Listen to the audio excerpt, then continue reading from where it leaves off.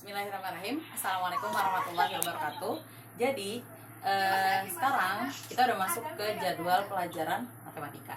Oke, sebelumnya salam kenal dulu. Mungkin kalau misalnya kemarin kan sempat tuh kenalan ya, tapi cuma kayak video singkat doang. Jadi yang nggak bener-bener tahu siapa namanya dan lain sebagainya, guru apa, atau misalnya karena emang barengan sama guru-guru yang lain, jadi kurang terlalu hafal gitu mukanya.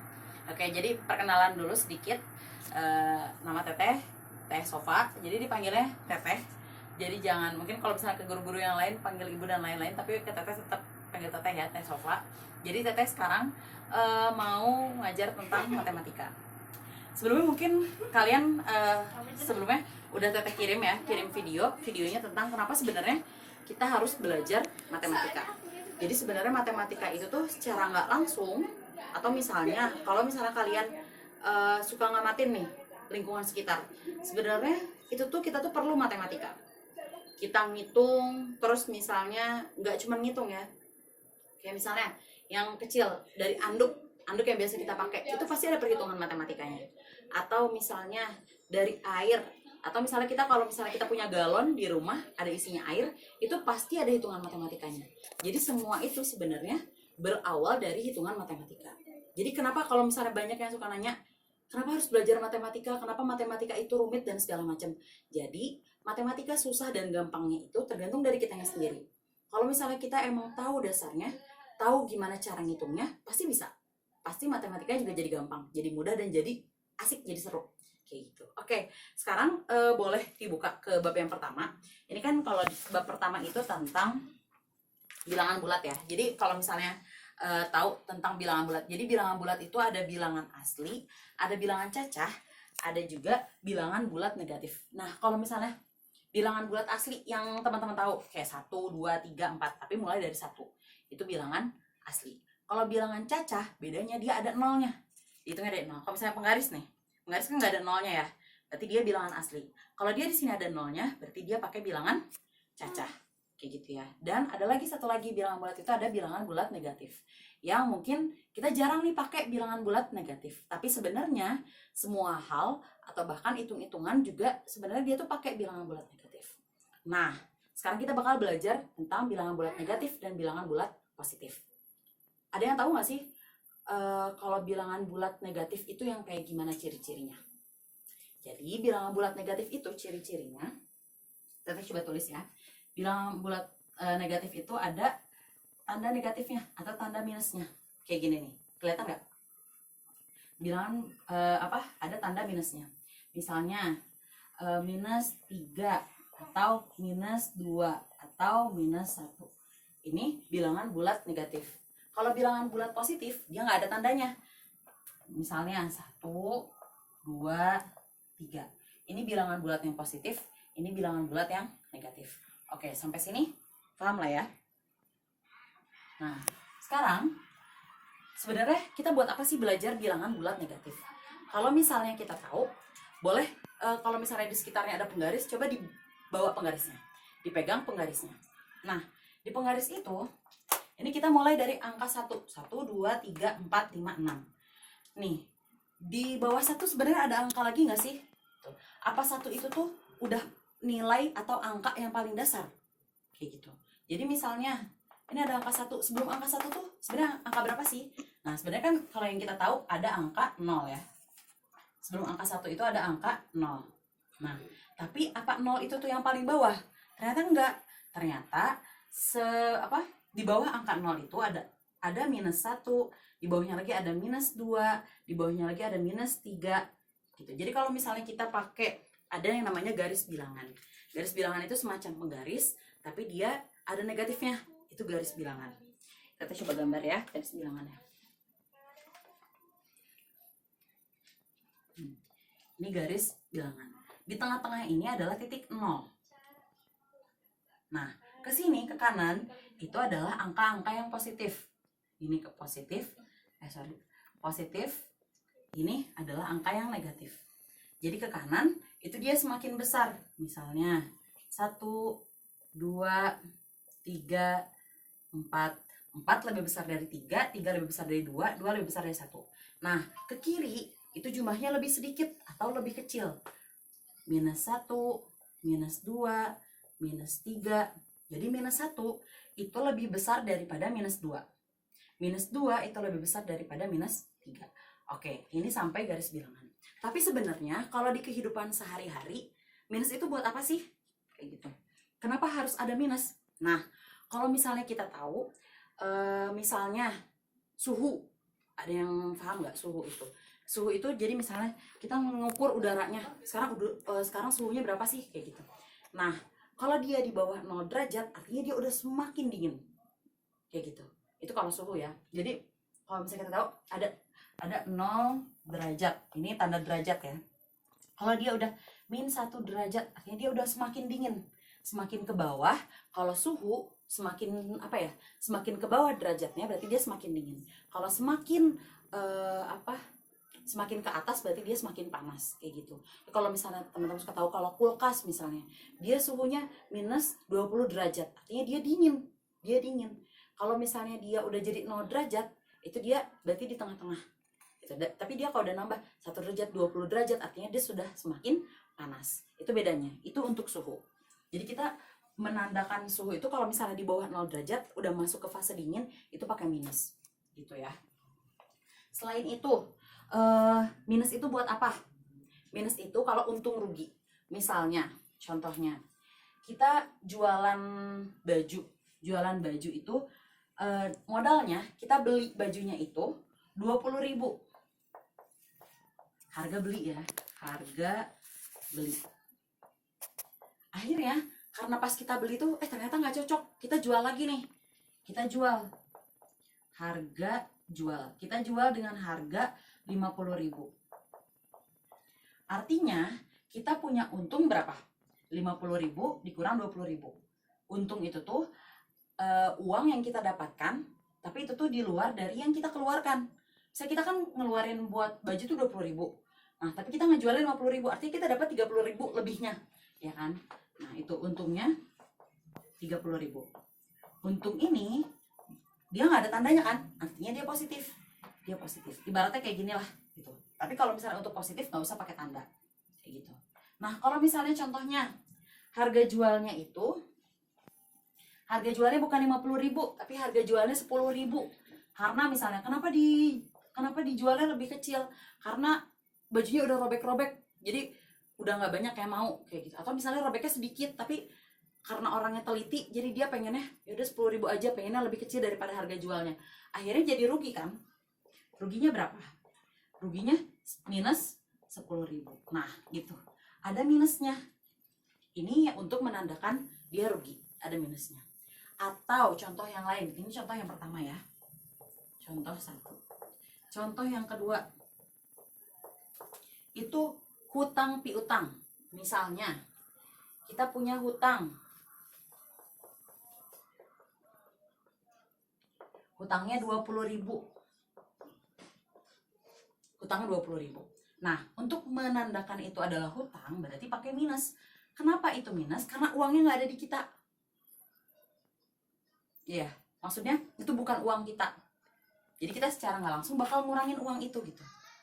Tuh, misal hutang itu ditandakan dengan minus karena itu bukan uang kita. Kayak gitu. Itu hutang. Terus kita bayar misalnya, kita bayarnya 10.000. Jadi itu bisa kita bisa disimbolisasikan kayak gini simbolnya. 10.000 minus 20.000. Nih. Ini kan sebenarnya nggak bisa ya. 10.000 dikurang 20.000. Nah, ini artinya kita bayar 10.000, tapi kita punya utang 20.000. Artinya kita masih nunggak 10.000. Ini masih nunggak kan? Ini masih utang kan? Berarti pakai minus. Kayak gitu. Minus 10.000. Kayak gitu ya. Mudah-mudahan sampai sini paham ya. Kalau misalnya nggak paham, nanti bisa ditanyakan ketika Zoom ya. Itu seperti itu. Nah, setelah itu, ini contoh-contohnya yang dekat dengan kita ya. Maksudnya yang sering kita pakai setiap hari kan uang. Jadi teteh nyontohinnya uang aja. Nah, terus ada sebenarnya tanda-tanda. Kalau misalnya kalian udah pada tahu ya, ada tanda gini nih. Ini lebih besar. Ini ada tanda lebih kecil. Ini untuk menandakan suatu angka, atau bisa angka sebenarnya, bisa barang, bisa yang lain-lain. Tapi karena kita ini matematika, jadi bicaranya soal angka, jadi ini untuk menandakan angka. Ada sama dengan. Kalau sama dengan tahu ya, sama dengan. Nah kalau teteh biasanya untuk biar kita hafal nih, ini yang lebih besar atau lebih kecil, pakai garis di sininya. B untuk lebih besar, K untuk lebih kecil. Misalnya contoh, tadi kan udah teteh jelasin ya, kalau 0 itu dia lebih besar daripada 1. 0 lebih besar daripada 1. Ini ditambahin garis aja, sebenarnya gak ada garisnya. Ini yang pertama. Yang kedua, contohnya, minus 1 itu lebih kecil daripada 0. Lebih kecil. Itu untuk penandaan. Kayak gitu ya. Jadi biar teman-teman, biar kalian tahu yang sebenarnya 0 sama 1 gedean mana ya? Lebih gede 1. Iya, lebih gede 1. Iya, Ica tadi salah. Misalnya, contoh yang pertama. Untuk ini ya, tanda-tanda ini tadi. Misalnya, 1 itu dia lebih besar daripada 0. 1 lebih besar dari 0. Lebih besar. Itu biar hafal aja. Jadi sebenarnya nggak ada tanda ini. Gitu ya. Contoh kedua, 0 dia lebih besar dari minus 1. Paham ya? Contoh ketiga, minus 1 lebih kecil dari 0. Lebih kecil. Oke, sampai sini paham? Kayak gitu. Oke, sampai sini paham. Nah, setelah itu ada juga sebenarnya tanda-tanda mutlak. Jadi kalau misalnya kayak gini nih, kita masuk ke nilai mutlak ya. Ini kan kalau tadi ini perbandingan. Ini perbandingan ya, perbandingan. Kalau selanjutnya ada nilai mutlak. Ada nilai mutlak.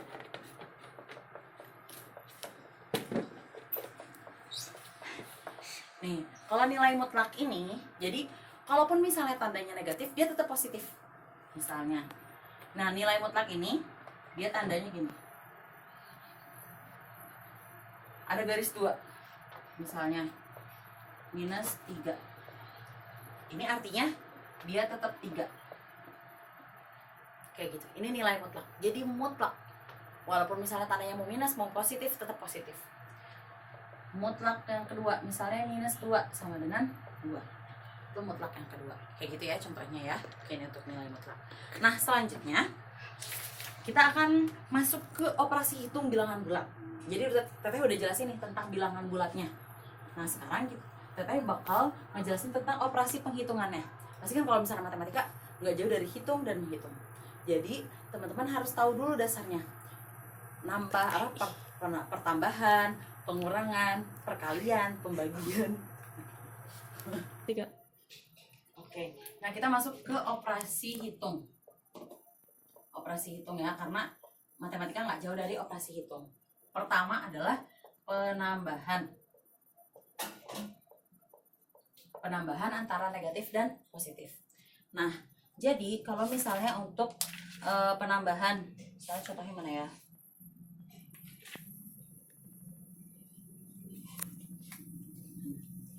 Contohnya, kita langsung masuk ke contohnya ya. Perkalian, pengurangan, penjumlahan dan pengurangan. Oke.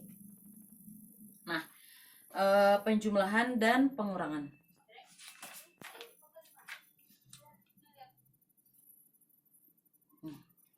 Contoh. Langsung masuk ke contoh ya, biar nanti jadi kalian kebayang kayak gimana caranya. 3 ditambah minus 12 sama dengan tadi yang teteh udah pernah jelasin di awal, gimana caranya kita kalau misalnya ternyata kita minus sebenarnya buat apa kita belajar tentang negatif dan positif gitu kan. Nah, jadi pertama ini salah satunya adalah yang rugi untung, atau misalnya kita punya hutang dan kita bayar hutangnya.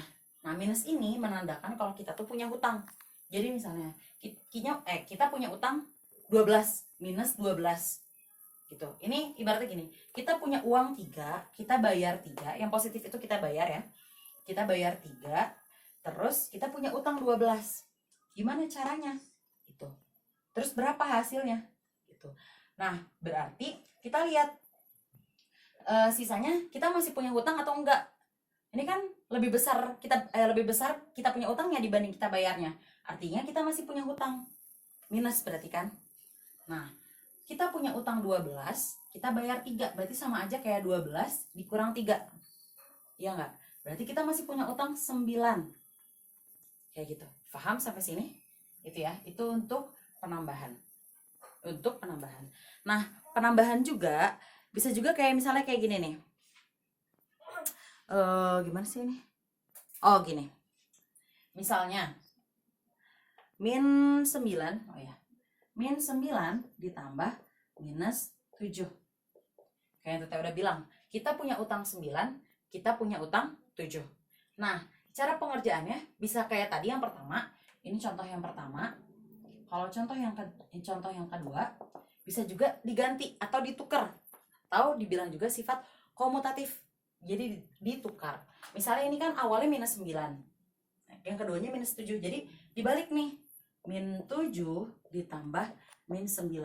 Kenapa harus dibalik? Misalnya karena kita lebih senangnya kalau misalnya kita ngitungnya 7 dulu baru 9. Itu boleh. Kayak gitu. Atau misalnya udah teh nggak usah dibalik-balik, ya udah nggak apa-apa. Senangnya kayak gimana? Asalkan kita tahu caranya gimana. Nah, ini kita udah punya utang 7, kita ngutang lagi 9. Jadi berapa hutang kita? Nambah kan hutangnya, berarti kita masih punya utang. Utangnya 16. Tadi ya, minus itu untuk hutang. Kayak gitu. Oke, contoh yang ketiga. Contoh yang ketiga misalnya kayak gini. Oh iya. Min 4 ditambah 5 ditambah minus 8.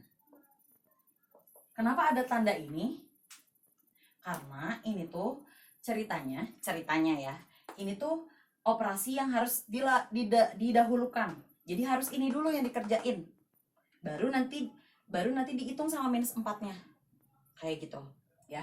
Nah, jadi kalau kayak gini sebenarnya sifatnya dia bisa juga ditukar. Misalnya min 4 ditambah 5 ditambah minus 8. Itu boleh kayak gitu. Jadi ini sama aja. Boleh kayak gini. Tapi ini untuk penambahan dan pengurangan. Itu bisa kayak gitu. Nah, baru deh akhirnya nanti dijumlahkan. Kayak gitu ya. Jadi misalnya ini berapa? Yang atas ya. 5 dulu. Jadi ini minus 4-nya kita pindahin dulu ke sini. Karena kita harus menyelesaikan yang di dalam kurung dulu. 5 ditambah minus 8. Kita punya utang 8. Dibayarnya 5, berarti kita masih punya utang 3. Min 4 ditambah minus 3. Kita punya utang 4, kita punya utang 3. Berarti kita punya utang 7. Coba sama nggak kalau misalnya kita pindahkan kurungnya? Kita punya utang 4, dibayar 5, berarti 1. Ya nggak? Kita kelebihan bayarnya 1. Ditambah minus 8. Oke, kita punya utang 8, dibayarnya 1. Berarti kita masih punya utang 7. Sama ya? Kayak gitu. Ini untuk penambahan dan pengurangan. Sifatnya sama. Oke, sampai sini paham ya? Oke. Nah, kalau misalnya mau catat dulu boleh. Oke. Nah, atau misalnya di pause dulu videonya terus catat dulu nggak apa-apa. Nah, sekarang kita masuk ke operasi hitung yang berikutnya. Operasi hitung yang berikutnya yaitu tentang perkalian dan pembagian.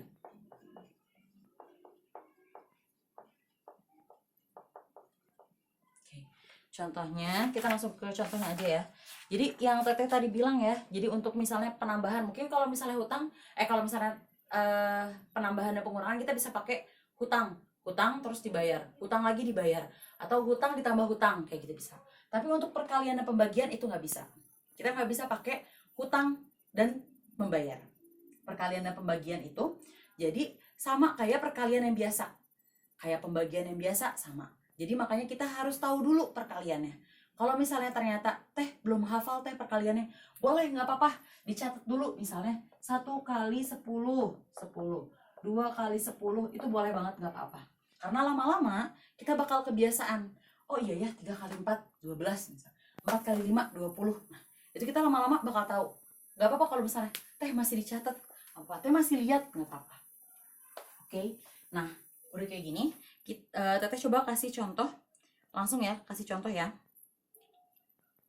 Misalnya, kan kalau misalnya biasanya kan, kalau 3 kali 4 biasa nih.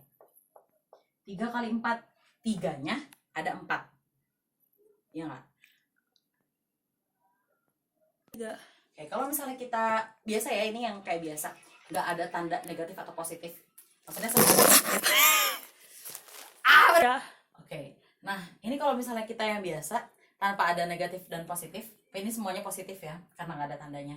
Nah ini itu jadi 3 kali 4-nya itu kan berarti dibacanya 4-nya itu ada 3. 4 tambah 4 tambah 4. Atau misalnya mau kebalikannya boleh, 3-nya ada 4. 3 tambah 3 tambah 3 tambah 3. Lebih nyamannya yang kayak gimana? 4-nya ada 3 atau 3-nya ada 4? Bebas, nggak apa-apa. 4 tambah 4, 8. 8 tambah 4, 12. 3 tambah 3, ditulis ya. Ini 4 tambah 4, 8. 8 ditambah 4, 12. 3 ditambah 3, 6. Jadi kayak senyum ya. 3 tambah 3, 6. 6 ditambah 3 jadi 9. 9 ditambah 3 jadi 12. Sama hasilnya. Jadi mau kayak gimana juga nggak apa-apa. Kalau misalnya kita coba pakai ada negatifnya, ada negatif positifnya. 3 dikali minus 4. Ini harus selalu pakai kurung ya. Kalau misalnya negatifnya ada di yang kedua. Ini kan yang pertama, angka yang pertama, ini angka yang kedua. Ini harus ada dalam kurungnya. Karena apa? Ada 2 tanda yang barengan. Ada kali sama negatif. Jadi harus dikurung. 3 dikali minus 4. Nah, kalau ada kayak gini, sebenarnya hasilnya sama gitu. Taruh, ini kayaknya ini ya. Nih. 3 dikali minus 4. Hasilnya sama, 12 juga. Tapi karena ada tanda negatifnya, artinya harus pakai negatif. Jadi kalau perkalian itu udah mutlak. Mutlaknya itu udah tandanya itu nggak bisa dirubah. Perkalian dan pembagian. Kenapa sekalian sama aja? Kalau misalnya ada negatif, berarti nanti dia hasilnya jadi negatif, dan positif hasilnya jadi negatif. Itu perkalian dan pembagian pasti kayak gitu. Jadi kalau ada negatif dan positifnya, hasilnya pasti negatif. Tapi kalau positif, dua-duanya positif dan positif, hasilnya ya positif. Kayak ini. Ini kan positif dan positif, hasilnya positif. Kayak gitu, oke? Sama ya. Seperti itu. Itu untuk perkalian. Nah, terus untuk pembagian. Pembagian kayak gimana, Teh? Pembagian sama sebenarnya. Ntar dulu, mana ya contohnya pembagian? Takut salah soalnya kalau ngasih contoh. Pembagian nih, 30 dibagi 5. Artinya kan sebenarnya ada pengurangan ya. Kalau pembagian itu, kalau cara dasarnya ada pengurangan. 30 dibagi 5. 30 dibagi 5. Atau misalnya, kalau misalnya Teteh caranya, kalau misalnya untuk pembagian itu misalnya 30 nih. 30. Kalau misalnya 5 gampang ya, kita bisa pakai jari. Ibaratnya jari kita kan ada 20 semuanya sama jari kaki. Nah, tambahin lagi jari tangannya 10. Jadi dibagi 5. Ini 5 yang pertama, ini 5 yang kedua, ada 5 yang ketiga di kaki, 5 yang keempat, ditambah kita 10. 5 yang kelima, 5 yang kelima, 5 yang keenam. Jadi 30 dibagi 5 itu udah 6. Kayak gitu kan. Nah, kalau misalnya ada negatifnya, itu kayak gimana? Misalnya min 30 dibagi 6. Kayak kata Teteh, kebalik ya. Min 30 dibagi 5. Kayak Teteh tadi. Jadi kalau misalnya untuk perkalian dan pembagian, kalau ada negatif sama positif, itu hasilnya negatif. Tinggal tambahin aja negatifnya. Negatif 6. Kayak gitu. Gampang kan? Oke, jadi yang penting tahu dulu dasarnya. Kayak gitu ya. Ting tahu dulu dasarnya. Bentar. Oke. Nah, kalau misalnya ada yang dalam kurung, itu kerjakan yang di dalam kurung terlebih dahulu. Contohnya ya. Contoh dalam kurung.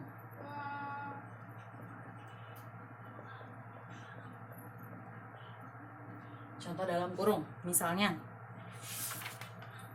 di sini ada 4 dikali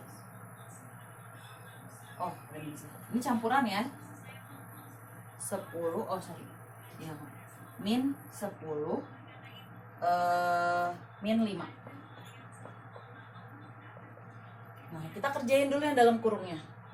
Min 10 min 5, kita punya utang 10, kita ngutang lagi 5, berarti min berapa? Min 15, ya kan? Kita punya utang 10, kita punya utang lagi 5, jadi 10 ditambah 5, 15. Pakai ini karena kita masih berhutang. Nah, tinggal dipindahin. 4 dikali minus 15 sama dengan berapa coba? Hitung. Oke. Tandanya mutlak karena ada negatifnya, berarti hasilnya negatif. 15 dikali 4, udah pada kotret semuanya? Nih ya, 15 kali 4. Belakang kali belakang, 5 kali 4, 20. 2-nya disimpan di atas, 0-nya di bawah. 1 kali 4, 4 ditambah 2. Kesini ditambah ya. Jadi 60. Ini dicoret karena udah selesai.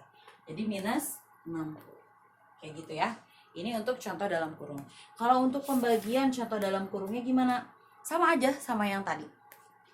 Misalnya kita contohnya